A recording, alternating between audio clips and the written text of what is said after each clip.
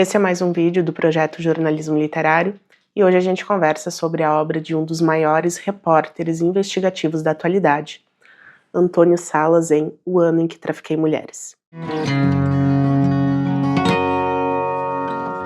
Olá, eu sou a Gessiele Lordes, você está no Inventário da Leitura e esse é mais um vídeo do projeto Jornalismo Literário, em que eu leio 10 títulos desse gênero que é o meu favorito. Hoje, então, a gente conversa sobre O Ano em que Trafiquei Mulheres, escrito por Antônio Salas. A gente já tem um vídeo desse repórter aqui no canal, com O Diário de um Skinhead, em que ele ficou 1 ano infiltrado nessa gangue, né, lá na Espanha, e, novamente, ele nos entrega uma obra repleta de jornalismo investigativo, repleta de um texto muito passional e repleta de muitas informações e bastidores de um dos maiores crimes que a gente tem até hoje e que, mais do que nunca, está sendo normalizado, que é a exploração de mulheres.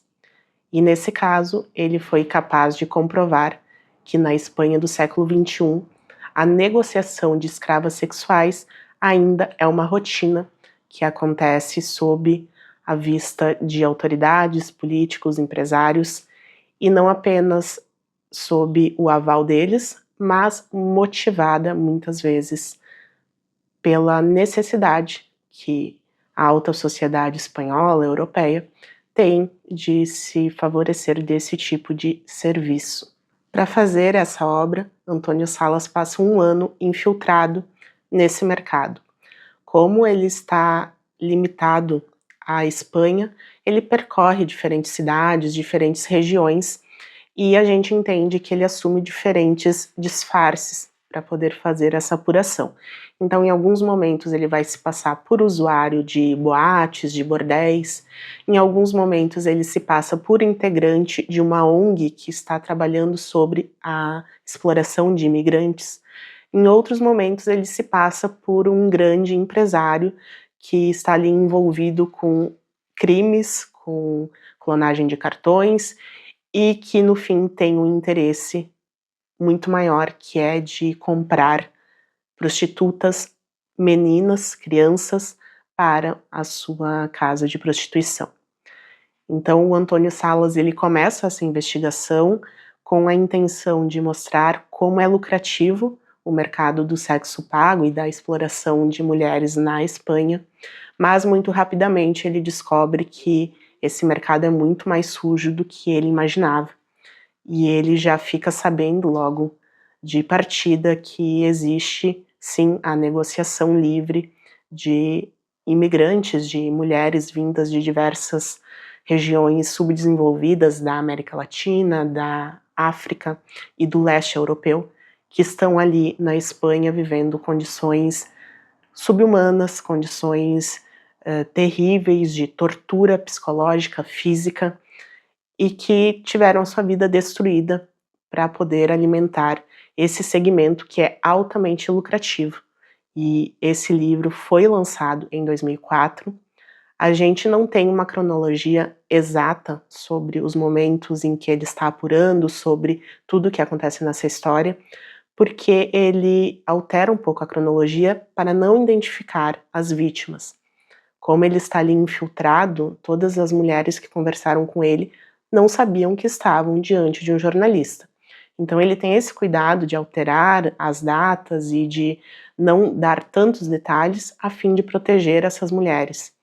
Mas a gente consegue entender mais ou menos por alguns outros fatos que ele traz aqui e que a gente tem referência de datas, que esse livro foi apurado nos primeiros anos do século XXI, ali entre 2002, 2003, mais ou menos.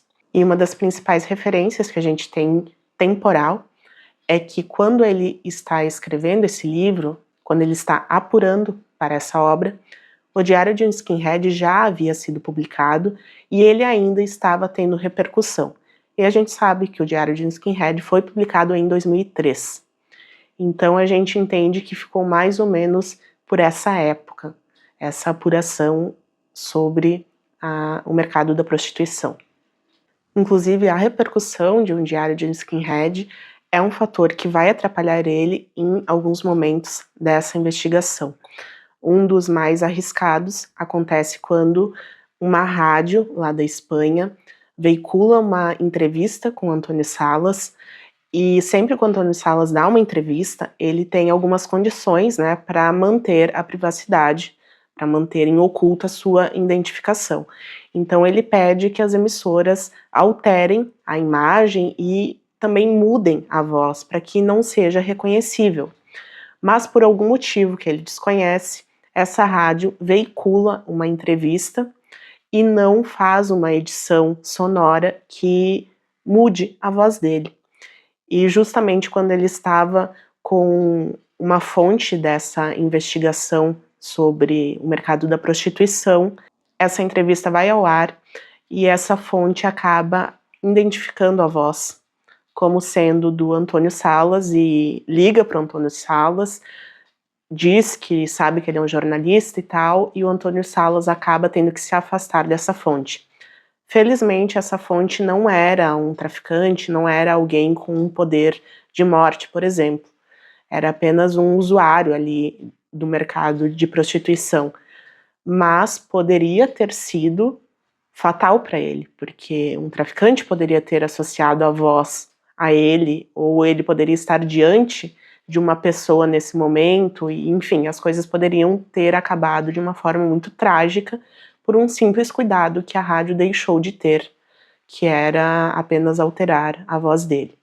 No fim desse livro também a gente tem um outro episódio aí em que a imprensa não respeita as condições que o Antônio Salas estabelece para que se falem das obras dele e acaba atrapalhando uma ação da polícia que ia culminar na prisão de um grande criminoso desse ramo. Então, em muitos momentos, o Antônio Salas comenta sobre como é difícil tentar fazer trabalho investigativo quando você tem os próprios colegas jogando contra, que é essa falta de cuidado. Em alguns momentos, ele dá a entender que tem alguns jornalistas dedicados a descobrir a sua verdadeira identidade e divulgá-la. Ele não dá muitos detalhes sobre por que isso acontece, se é apenas um nicho da imprensa que é totalmente alheio a pautas sociais, ou se são questões pessoais que acabam interferindo no trabalho dele. Porque em alguns momentos a vida pessoal acaba, sim, cruzando no meio do caminho dele, como, por exemplo, quando ele estava aqui investigando numa boate e ele descobre que a esposa de um grande colega de profissão tinha uma vida dupla e também era prostituta. Então ele diz que esse foi um dos momentos em que ele se arrependeu de ter ido tão a fundo na sua investigação, porque agora ele tem um segredo terrível que afeta diretamente a sua vida pessoal. Além disso, a própria natureza desse crime, que envolve o tráfico de mulheres imigrantes, colocou Antônio Salas diante de pessoas ligadas ao movimento skinhead. É uma grande ironia, porque os skinheads têm um ódio mortal contra imigrantes, mas muitos daqueles magnatas, aqueles políticos de extrema direita que ele vai retratar em O Diário de um Skinhead, também estão ligados diretamente ao comércio de mulheres, à prostituição, e se valem muito dessa massa de imigrantes que vem de outros lugares tentando a vida na Espanha ou vêm realmente traficadas, porque são resultado do tráfico humano. Já na primeira imersão que ele faz, no primeiro capítulo, ele vai conversar com o responsável por uma associação que estava tentando legalizar a prostituição lá na Espanha na época, e para sua surpresa, o hotel e aquele local ali onde ia acontecer esse encontro estava tomado de skinheads, porque justamente naquele dia haveria um movimento, uma manifestação dos extremistas.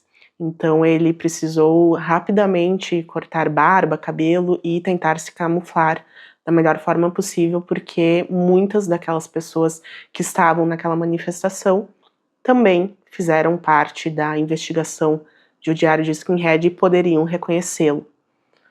Então, em muitos momentos, ele percebeu que a ideologia que o movimento prega ela está acima de tudo, mas nem sempre acima do ganho financeiro. Então, como eu disse aqui, o Antônio Salas ele vai conversar com prostitutas de todos os estratos sociais ali da Espanha. Ele traz muitos relatos comoventes, histórias realmente muito trágicas. Como ele usava a câmera oculta, ele consegue transcrever palavra por palavra que muitas dessas mulheres compartilharam com ele. Então são histórias realmente muito tristes, mas o que chama muito a atenção aqui é a relação que os traficantes tinham com as escravas sexuais nigerianas. A gente sabe que na África a relação religiosa e essa questão que envolve o mundo espiritual tem um peso muito forte na vida das pessoas. Inclusive eu trouxe recentemente aqui para o canal a Resenha de Ébano, um livro-reportagem também escrito pelo Kapuscinski, em que ele fala sobre os anos em que ele viveu na África. E um dos aspectos que ele explora muito para falar sobre o povo africano é justamente a questão religiosa e como as pessoas lidavam com o plano espiritual, com seus ancestrais e com todas as crenças, né, que as tribos africanas têm. E os traficantes que traziam nigerianas para a Espanha se valem muito disso. E o Antônio Salas ele fica muito indignado com esse tipo de abuso, porque estabelece um controle sobre essas mulheres incomparável. Tanto que todos os outros traficantes, os colombianos, os mexicanos, os próprios europeus, eles tinham que estabelecer uma forma de controle muito próxima das suas mulheres, né, das suas vítimas. E os traficantes que lidavam com mulheres nigerianas, eles tinham uma outra dinâmica, que era o ritual de voodoo. Para aquelas mulheres, o voodoo era muito forte, muito poderoso, e eram feitos rituais tanto no país delas, quanto na Espanha também. E a partir desses rituais, elas se sentiam amarradas aos seus traficantes e a tudo que eles mandavam. Então, independentemente de onde eles estivessem, mesmo que os traficantes estivessem lá na Nigéria e elas estivessem na Espanha, elas não ousavam desobedecer o que eles mandavam elas fazerem, sob o medo de que os rituais atingissem elas, ou pior, atingissem as suas famílias. Muitas tinham pais, tinham filhos, e elas estavam ali sendo escravizadas por essa crença de que o ritual poderia ser terrível, porque os africanos eles não acreditam apenas na morte física, né? Tem uma série de situações que envolvem a vida no plano espiritual, por assim dizer, né? Falando de uma forma bem superficial. E os traficantes se valiam disso. Antônio Salas descobriu isso muito rapidamente, e ele também usa esse tipo de crença para se aproximar das vítimas, porque era muito difícil ganhar a confiança de uma prostituta. Então, para se aproximar de uma prostituta nigeriana, ele se passa por um bruxo, por alguém que tinha esses poderes relacionados aos rituais de voodoo. Outro momento que merece muito destaque nessa obra, eu acho que foi o ponto mais crítico da investigação, é quando Antônio Salas se depara cara a cara com um traficante mexicano. Como eu disse, para se infiltrar nesses bordéis, nessas casas de prostituição de luxo que só atendiam classe altíssima da Espanha, ele se passa por um empresário super rico que lidava com diversos tipos de crimes. E foi por representar tão bem um empresário tão rico que ele consegue um encontro com um traficante mexicano para tratar de negócios. Só que esse traficante mexicano acreditava que o Antônio Salas trabalhava com drogas, porque teve um momento da investigação em que o Antônio Salas estava conversando com um usuário de bordéis, né, de prostituição, e esse usuário foi quem fez a ponte entre o Antônio Salas e esse traficante mexicano. Só que em determinado momento da investigação, o Antônio Salas ele precisa contar uma mentira. E em muitos momentos, tanto nesse livro quanto em O Diário de um Skinhead, o Antônio Salas defende que o jornalista não pode contar mentiras, ou o mínimo possível, porque quanto mais ele se afastar da sua vida real, mais difícil será sustentar o personagem. Só que realmente foi uma situação em que ele precisou improvisar, e ele conta uma situação que aconteceu com um outro colega dele, um outro jornalista que trabalhou efetivamente em um caso envolvendo uma grande apreensão de drogas lá no México. Então, quando ele vai para esse encontro com esse traficante mexicano, ele nem lembra dessa história que ele contou. Mas é a isca que esse traficante mexicano tem. Então a conversa já começa falando sobre essa situação. E o Antônio Salas, ele se desestabiliza um pouco porque ele precisa dar corda para essa história, uma história que não aconteceu com ele, e pior do que isso, ele não estava preparado para falar sobre o tráfico de drogas. Para vocês terem uma ideia, o traficante ali começa a usar os termos, as gírias, todos os apelidos que envolvem o comércio de drogas, e o Antônio Salas muitas vezes não tem noção do que ele está falando. E ele não pode deixar transparecer, porque o cara ali estava armado, né? Ele teria sido morto na hora se ele desse qualquer brecha sobre não ser um legítimo traficante. E ali ele tem muito jogo de cintura, ele precisa improvisar muito rapidamente, e ele vai contando aqui como ele fez isso, né? Ele ficou lembrando de uma coisa que ele leu, de uma conversa que ele teve com outro colega, e assim ele precisa ir desviando das perguntas mais espinhosas desse traficante. Então esse é um momento bem crítico, a começar pela forma como esse traficante cumprimenta ele. Ele diz que os traficantes têm um hábito de cumprimentar batendo com a mão na lateral da cintura da pessoa com quem eles estão ali iniciando essa conversa, porque é o lado em que os policiais costumavam ter armas. E por um detalhe, naquele dia o Antônio Salas não tinha colocado a câmera, porque a câmera oculta dele ficava presa ao corpo. Por uma sorte, ele não tinha colocado a câmera naquele lado, porque se o traficante tivesse sentido um volume ali, estaria tudo perdido. Então foi uma situação bem tensa, mesmo a gente sabendo que não acabou mal, porque afinal a gente está com o livro dele nas mãos, então é sinal de que ele sobreviveu para contar a história. A gente fica muito tensa acompanhando os detalhes desse encontro.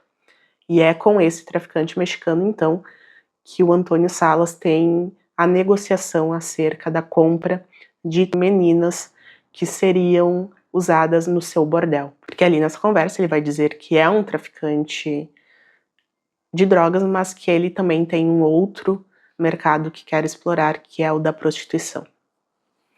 Então aqui também é uma conversa muito suja, muito terrível, e é bastante chocante ver como esses homens tratam mulheres, crianças, nesse caso, como qualquer outro objeto, né? Ele falando ali que era muito fácil conseguir essas crianças em algumas aldeias do México, que era só chegar ali para as famílias e trocar elas por uma vaca, por um barril de não sei o quê, porque as famílias eram tão miseráveis que as crianças acabavam se tornando moeda de troca. E esse tipo de situação em que o jornalista compartilha com o leitor como ele fez para sair de uma encrenca, enfim, esses bastidores assim da construção da reportagem são o que muito me interessa nas obras do Antônio Salas. Eu gosto muito da forma como ele escreve, porque a gente sempre tem duas histórias, no mínimo. A gente tem a história que ele está apurando, que é o foco do livro, e a gente tem a história do próprio Antônio Salas, porque a cada livro que ele escreve, a sua vida está mais comprometida.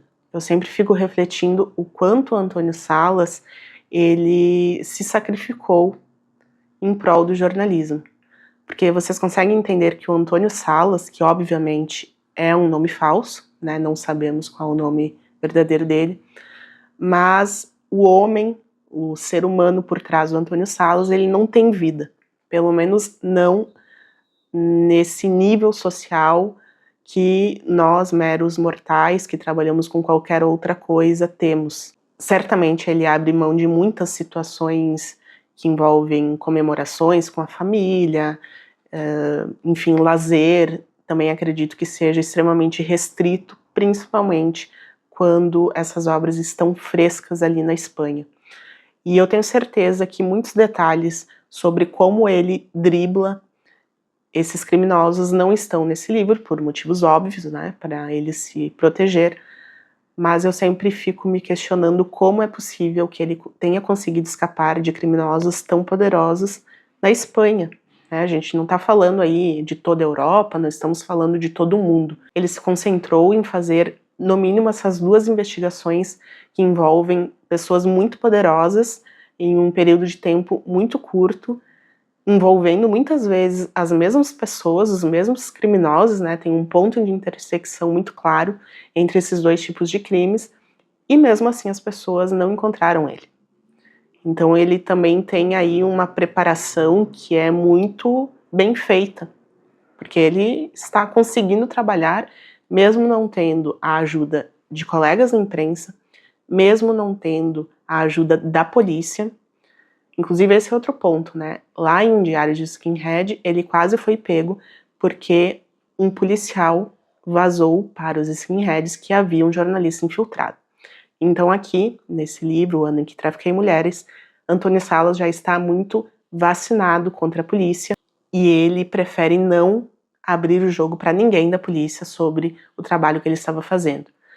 Então, se por um lado ele tenta reforçar a sua segurança, por outro, ele também não pode contar com ninguém. Ele poderia muito bem ter comentado com a polícia, ter pedido algum tipo de amparo, por exemplo, quando ele vai se encontrar com o traficante. Se as coisas não saíssem da forma esperada, a polícia poderia estar ali próximo, né, do lado de fora, mas ele não tem nem isso.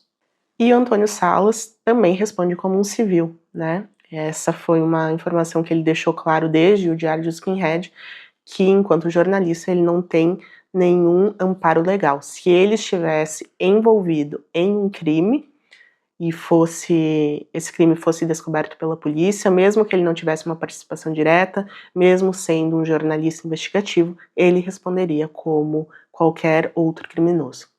Então, Antônio Salas é um jornalista extremamente audacioso, corajoso, respeito muito o trabalho que ele faz, embora preciso dizer que nesse livro, O Ano em que Trafiquei Mulheres, a escrita dele em alguns pontos tenha sido um pouco mais cansativa. Porque, como eu disse, Antônio Salas aqui está muito passional. Se lá em Diário de Skinhead ele está muito centrado, muito racional, porque ele precisa deixar claro para o leitor como funcionam as engrenagens dessa ideologia que se baseia em diferentes frentes da vida social e da organização comunitária na Espanha. Aqui, em O Ano em que Trafiquei Mulheres, o Antônio Salas quer que o leitor sinta o asco, o nojo que ele está sentindo, conhecendo os bastidores desse mercado tão podre. Então, muitas vezes ele usa termos e palavras muito chulas aqui. Uma coisa são as transcrições, são as citações que ele traz, que foram ditas pelos criminosos ou pelas próprias prostitutas, e outra coisa é a voz dele, né? Porque no jornalismo literário o narrador é o jornalista. Então aqui a voz dele, ela está repleta de raiva. Em muitos momentos ele vai ali criticar os homens, porque os homens, independentemente da classe social, são quem geram a demanda por esse tipo de mercado. Então ele fica muitas vezes ali se culpando por ser homem, criticando os homens, especialmente os ricos ali da Espanha. E eu entendo que esse sentimento aflore, eu acho que é muito natural, mas em alguns momentos se torna um pouco repetitivo ele ficar expressando isso o tempo todo, sabe? E pensando sobre isso, eu também fiz a reflexão de tentar entender como era encarada a prostituição e, enfim, esse mercado lá no começo do século. Porque hoje em dia, eu não sei vocês, mas para mim não surpreende em nada.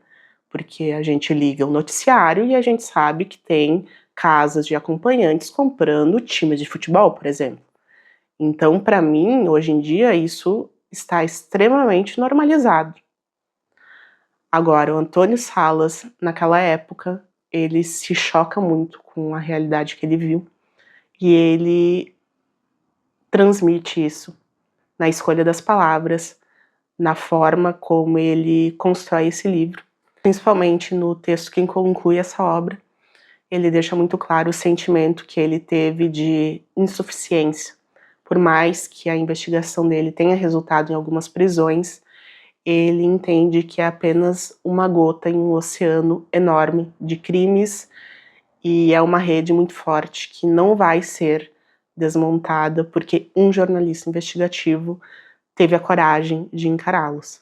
E quem faz esse negócio se manter de pé não são apenas pessoas poderosas, é uma cultura, é uma forma de pensar que ele não vê perspectivas de mudança tão cedo.